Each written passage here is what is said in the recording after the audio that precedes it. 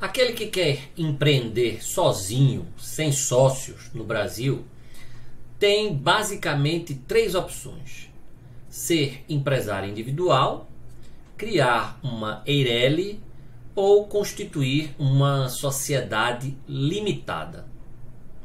Ser empresário individual tem talvez apenas uma única vantagem, que é a possibilidade de enquadramento como MEI, né, o microempreendedor individual, que tem um procedimento de registro bem mais simples e um regime de tributação, digamos assim, bem mais amigável, né?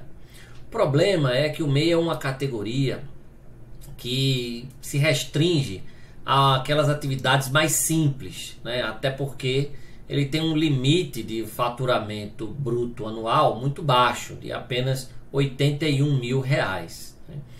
Então, se você não se enquadra naquelas atividades que permitem o enquadramento como MEI, ou se você tem um faturamento bruto anual superior a R$81 mil, não vale a pena ser empresário individual por causa da ilimitação de responsabilidade, da responsabilidade direta e ilimitada do empresário individual, já que nesse caso não há pessoa jurídica e, portanto, não há aquela separação patrimonial. O empresário individual responde com todos os seus bens pelo risco do negócio, inclusive bens particulares, bens pessoais, né? A responsabilidade dele, repito, é direta e ilimitada, né? Quando você cria uma EIRELI, já melhora um pouco. Por quê? Porque a EIRELI é uma pessoa jurídica. Então vai haver aquela separação patrimonial. Uma coisa é o seu patrimônio, outra coisa é o patrimônio da EIRELI, né? E nesse caso, como o nome já diz, a EIRELI é uma empresa individual de responsabilidade limitada. Então o titular da EIRELI, né, aquele que constituiu a EIRELI, ele vai limitar sua responsabilidade ao capital investido, que no caso da EIRELI tem que ser de no mínimo 100 salários mínimos, né? Então, como há, repito, uma pessoa jurídica aí, vai haver uma separação patrimonial, né? E o titular da EIRELI não vai responder, em princípio, pelas dívidas da pessoa jurídica, pelas dívidas da EIRELI. Seu patrimônio pessoal, digamos assim, está em princípio resguardado. Por que eu digo em princípio? Porque o artigo 980A, parágrafo 7º, né, do Código Civil, o artigo 980A é o artigo que trata da EIRELI, o parágrafo 7º ressalva os casos de fraude, né? Ressalva os casos de fraude. Por isso que eu falei em princípio, ok? O problema da EIRELI é que, além dela ter essa exigência de capital mínimo, de 100 salários mínimos para ser criada, para ser constituída, quem constitui um EIRELI, a pessoa física que constitui um EIRELI, a pessoa natural que constitui um EIRELI, só pode ter uma única EIRELI, não pode ter mais de uma EIRELI.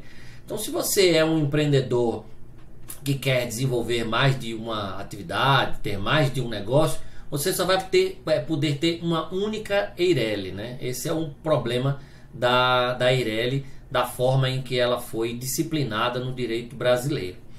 A outra opção é você constituir uma sociedade limitada unipessoal, né?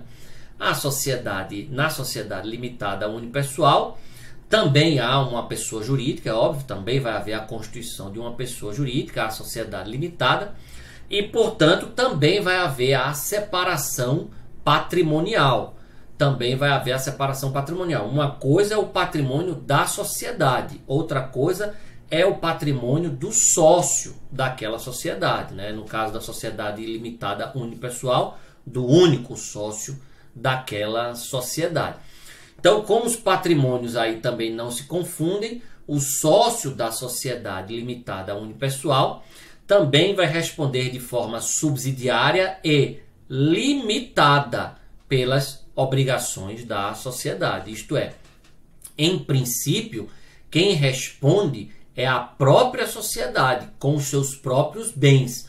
os bens particulares do sócio estão, em princípio, resguardados também. Por que eu digo em princípio? Porque existe a possibilidade de responsabilização pessoal do sócio em caso de abuso de personalidade jurídica, que vai permitir a desconsideração da personalidade jurídica, lá nos termos do artigo 50 do Código Civil, né?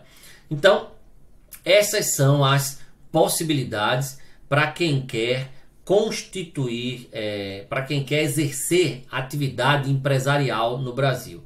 Ser empresário individual, criar uma EIRELI ou constituir uma sociedade limitada unipessoal.